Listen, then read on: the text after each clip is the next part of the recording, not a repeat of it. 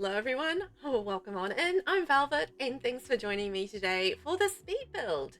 And today in The Sims 4 we are going to be building the Nordhaven library, or a Nordhaven library. It doesn't have to be the one, it could be just a one. And I'm building this in the brand new world that came with the Businesses and Hobbies pack, Nordhaven. Absolutely beautiful European world, and I'm building in a style that I don't normally build in. So I'm excited for this to see how it kind of goes. Well, I know how it goes, but I'm excited for you guys to see how it goes and to see me building in a slightly different style. The world of Nordhaven has got a very European feel to it, and it has these really unique kind of shapes to the roofs with the little things at the front. I'm going to call them, I don't know what I'm going to call them, but they're things at the front. Technical terms, like ahoy already. I'm like, we're what, 1 minute in and I'm already like muffing up the technical terms. I can't remember it. There's a name for it. I keep on saying parapet in my head, but I don't think parapet's the right word. It's a something. Anyway, it sits at the front, and you know they've got those like, you know, little wiggly woggly shapes at the front, which is quite intriguing. And I did try my very bestest to try and make it look like it was a real natural part of the area. That was my aim with this library, is just trying to make it like feel like a natural part of this area. So like when you're looking at the world, like this build kind of fits straight in there and right in there, and it looks like, yeah, just part of Nordhaven. So this was the aim of what I was trying to do. I think I kind of got there with it. It's I think the first time I've built in this particular style, it's quite interesting because when a new pack comes out, which was, you know, obviously, how long ago was it since Businesses and Hobbies came out? It's been a few months now, isn't it? So yeah, I do try to experiment with the building style, but I haven't really done that with Nordhaven. I don't know. I don't think there was any particular reason why I hadn't. Like I've built here in ish in the styles. Like I did, I think a couple of sort of more industrial style builds that really did suit the world. But I kind of got caught up in doing different businesses and business residentials, and I never really got stuck into doing the actual style of the world. So this is really my very first sort of, yeah, sort of European-y, Dutch influency kind of style here. I think it's kind of Dutch influence, isn't it? I feel like that is, and I don't know why I'm saying that, but it's just a feeling I have. Like I've picked up that concept somewhere and it's like stuck in my brain, and I don't know why it's kind of stuck in my brain, but it is. It's stuck there. So I'm going with like a sort of like a Dutch kind of style with that roof, but I could be wrong, very wrong. Don't trust me on that one. Anyhow, so initially when I was building this, because as I said, I've been really stuck on doing the businesses and residentials. You know, it's such a fascinating building thing for me in the game, because you can kind of turn any sort of activity in The Sims, or almost any activity. Like you can't turn photography into things, and you can't turn it into like a wedding venue, but you can, you know, you can do all sorts of things with these small businesses. And it's quite fascinating from a build perspective, because you can, you know, really get quite an interesting vibe going with your home and home and business. And I was initially actually going to do a home and business. This was planned to be a residential and a business. And then I got about partway through, like very shortly, I kind of ended up changing tack, because I was like looking at it and I was thinking, you know what? I've been doing so many business residentials. Why don't I do something else? Why don't I do a community lot for Nordhaven? Because I haven't done that yet. And I thought, you know, that's going to be cool. So partway through, I did just change direction sort of like in a small way, because I was initially going to do like I was thinking like maybe a bookshop or something, but I wasn't quite sure. I hadn't quite decided what the business was going to be as yet. And then, yeah, I just kind of settled on doing a library, because I haven't done a library in a while. I certainly haven't done a library in this style. And I thought this would be really cool to have in Nordhaven. So this is what I did, a library in Nordhaven. And you can sort of see the business sign and everything out front at the moment, because I still in the point where I'm like, oh yeah, I want to kind of make this a business and residential, but I'm about to change that. And you know, yeah, here we go. The book sign's going up, which means I'm changing tack. We are turning this into a library. And I was quite excited about doing a community lot in Nordhaven. I thought that would be a lot of fun.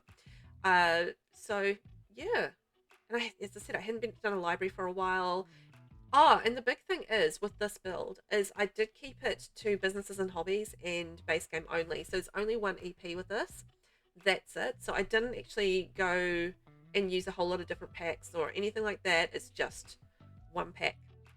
So this is actually a really good opportunity for me to really dig into the businesses and hobbies pack, but with different style items, because a lot of the items that I've been using with the businesses and hobbies pack are, all the sort of the modern IKEA style furnishings, because I absolutely love them. So I've been using them left, right, and center because I think they're wonderful.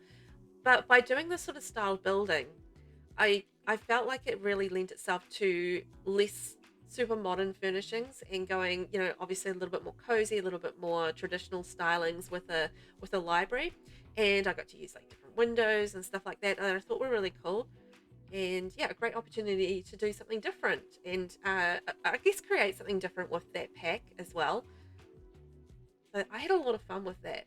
And it got me really just sort of delving into the businesses and hobbies pack and not just using the stuff that I like from it, but actually exploring it a little bit more and finding new things that I can use and new things that I can like. So I was excited about that. It's always fun when you can delve into a pack in depth and really get to know it. And I felt like this was one of those builds where I really got to know the businesses and hobbies pack a little bit more. I feel like, when you're doing a single pack plus base game kind of build, it does lend itself to that a little bit more, doesn't it?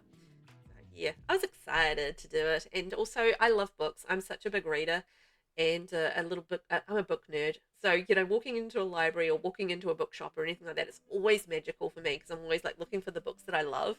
And yeah, I don't know. They have a magic for me and they always have, and I feel like they always will. So I'm always delighted to do something or create something like a library and just have something that I feel like I would connect with.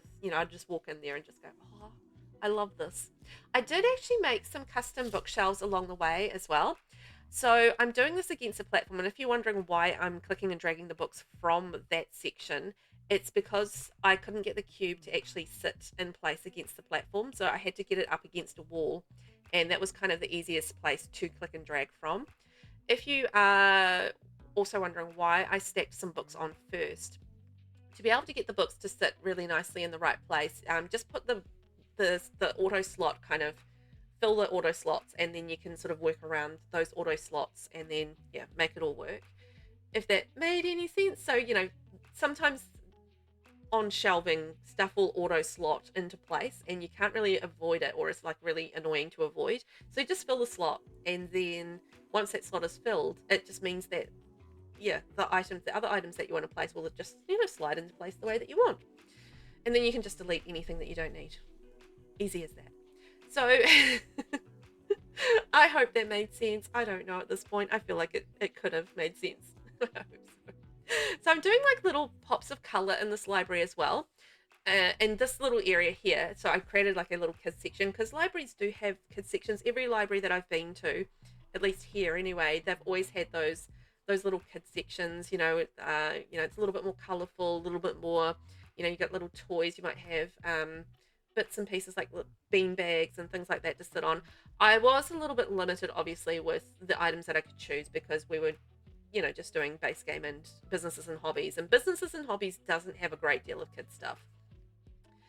So this was mainly, actually, I feel like that whole room is actually base game now that I look at it. No businesses and hobbies involved in that room. But yeah, it worked out quite nicely, nice and bright and colourful and, great for kids.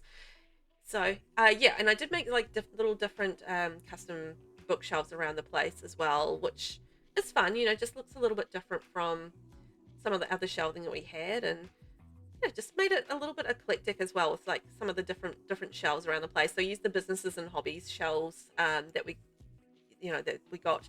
How it has like, they're quite tall and narrow and thin. They're really good for putting, like, slotting into different places. So I used those quite a lot around the place, and then used a few other different styles of bookshelves as well.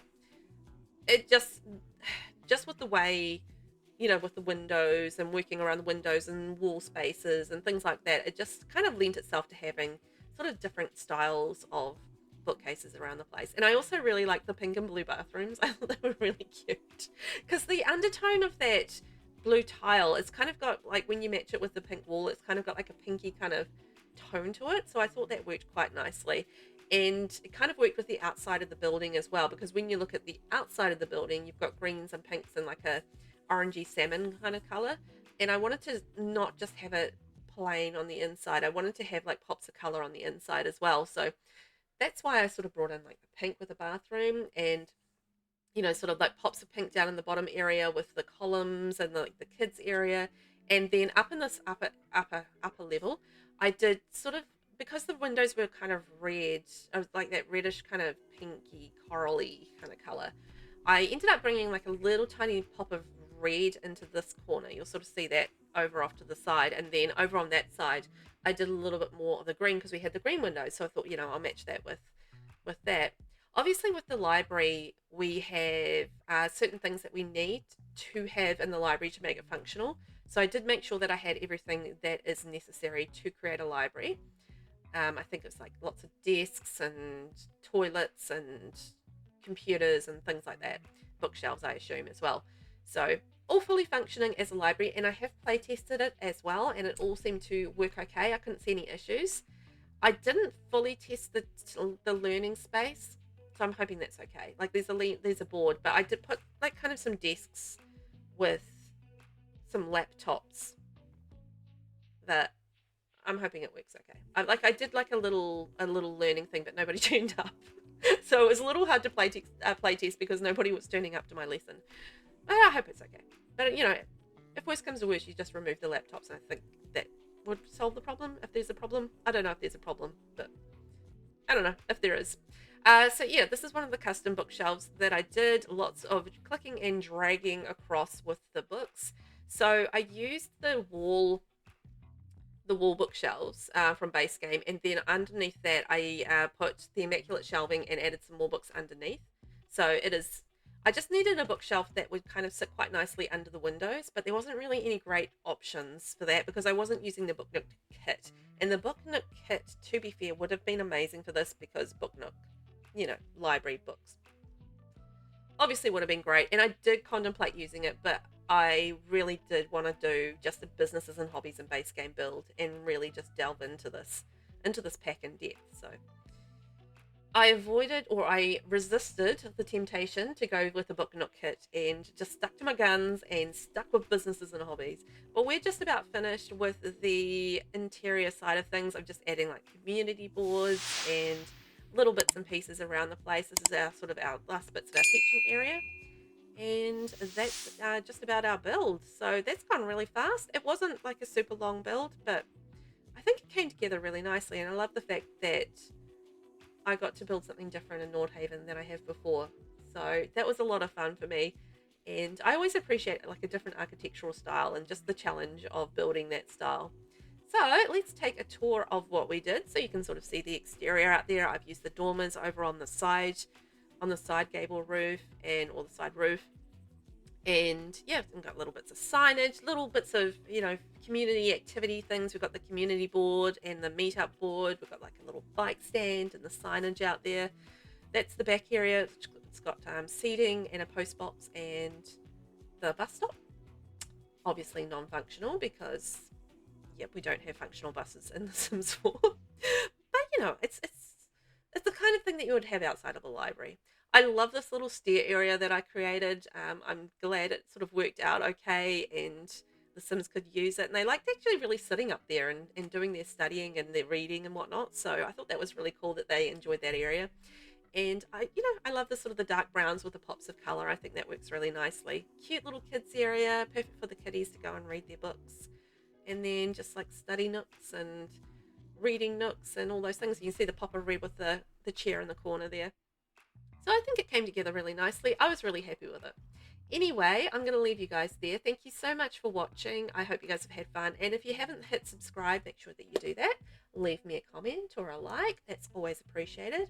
And you guys have yourself a fantastic day. I will catch you in the next video, I hope.